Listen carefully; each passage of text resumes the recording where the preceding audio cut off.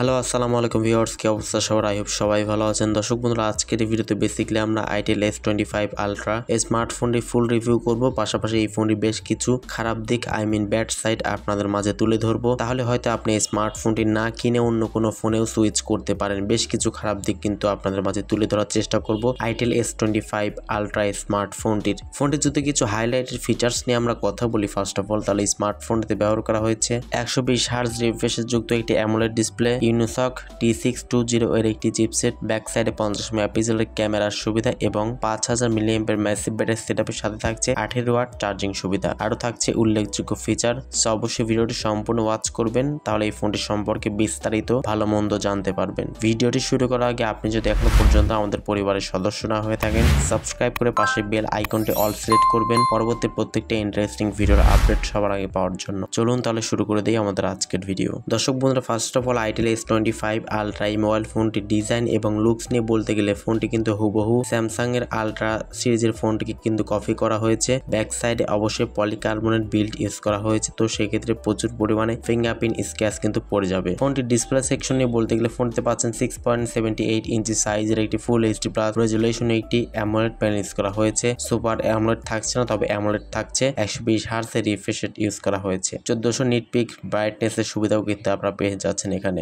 Gorilla Glass 7i এই প্রোটেকশনটা কিন্তু এখানে ব্যবহার করা হয়েছে। তো যেহেতু ফুল এইচডি প্লাস দেওয়া হয়েছে, তো সেক্ষেত্রে অবশ্যই শার্পনেসের ঘাটতি আপনি ফিল করবেন না। স্মুথলি ফোনটিকে রান করতে পারবেন, পাশাপাশি কালার কন্ট্রাস্ট মোটামুটি ব্যালেন্সড মনে হয়েছে। ফোনে পারফরমেন্স সেকশন ইউজ করা হয়েছে অ্যান্ড্রয়েড 14 এর সুবিধা, আপগ্রেডেবল অবশ্যই অ্যান্ড্রয়েড 15 পর্যন্ত। আইটেল OS 14.5 ইউজ করা হয়েছে। চিপসেট হিসেবে থাকছে ইউনিসক টাইগার T620 এর একটি 12 ন্যানোমিটার ফেব্রিকেশনে তৈরি একটি চিপসেট ইউজ করা হয়েছে। তবে এই চিপসেট যে খুব বেশি আহামরি গেমিং চিপসেট এমনটা মোটেই না। মোটামুটি মানে গেমসগুলো আপনারা খেলতে পারবেন। ডে টু ডে লাইফ ইউজের জন্য এই চিপসেট ঠিক আছে, বাট পাবজি বা ফ্রি ফায়ার খেলার জন্য কিন্তু এই চিপসেট মোটামুটি দুর্বল চিপসেট ইউজ করা হয়েছে। এবং জিপিইউ হচ্ছে মালে G57। ফোনটিতে ইউজ করা হয়েছে 8GB র্যাম এবং 128GB ইন্টারনাল স্টোরেজ এবং আরেকটি ভেরিয়েন্ট হচ্ছে 8256GB এবং ইউএফএস টাইপ হচ্ছে 2.2। ফোনের ক্যামেরা নিয়ে বলতে গেলে ফোনটি ব্যাক সাইডে মেইন ক্যামেরা হচ্ছে 50 মেগাপিক্সেল এবং সেকেন্ড ক্যামেরাটি 0.8 মেগাপিক্সেল একটি অক্সিলারি লেন্স ইউজ করা হয়েছে এবং ফ্রন্টে থাকছে 32 মেগাপিক্সেল একটি ক্যামেরা। ফোনের সামনে পেছনে উভয় ক্যামেরাতে সর্বোচ্চ 1080p 30 fps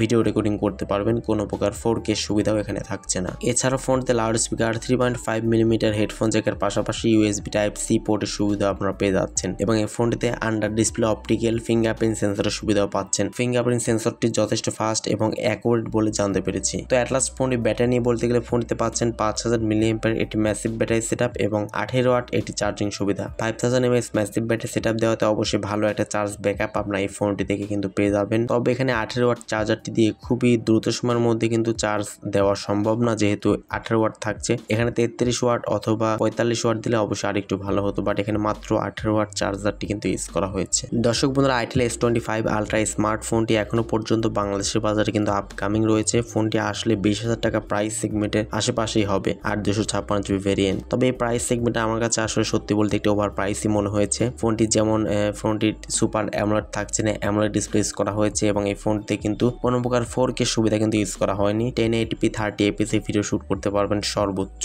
এবং এই ফোনটিতে আপনারা আরেকটি বিষয়টি আমার কাছে খারাপ লেগেছে, সেটি হচ্ছে এখানে মাত্র 18 ওয়াট চার্জারটি ইউজ করা হয়েছে, যেটির মাধ্যমে অলমোস্ট ফুল চার্জ হতে 100% চার্জ হতে অলমোস্ট 3 ঘন্টা প্লাস সময় লাগছিল। যেহেতু এটি একটি প্লাস্টিক বিলের ফোন, তো সেক্ষেত্রে অবশ্যই ব্যাক সাইডে ব্যাক পার্টে অবশ্যই ফিঙ্গারপ্রিন্ট এবং স্ক্র্যাচ কিন্তু পড়ার সম্ভাবনা রয়েছে। অবশ্যই আপনাকে বক্সে থাকা টিপিইউ কেসটি ইউজ করতে হবে, না হলে কিন্তু ফিঙ্গারপ্রিন্ট কিন্তু পড়ে যাওয়ার চান্স রয়েছে। তো সব মিলে এই ফোনটির প্রাইস যদি 16-17 হাজার টাকা প্রাইস সেগমেন্টের আশেপাশে হতো তাহলে কিন্তু আরেকটু পারফেক্ট হতো, বাট প্রাইসটা আমার কাছে ওভার প্রাইস মনে হয়েছে। তবে এই প্রাইস সেগমেন্টে যদি এর কনফিগারেশন ফাস্ট চার্জারটি যদি দেওয়া হতো বা 4K সুবিধা থাকতো তাহলে অবশ্যই 20,000 টাকা প্রাইস সেগমেন্ট একদম ঠিকঠাক ছিল, বাট কিছু বিষয় আমার কাছে একটু কমতি মনে হয়েছে। যাই হোক, এগুলো যদি আপনি স্কিপ করতে পারেন তাহলে অবশ্যই এই ফোনটি আপনার জন্য ভালো কিছু। তো আজকের মতো এই পর্যন্তই। আল্লাহ হাফেজ, আসসালামু আলাইকুম রহমতুল্লাহ।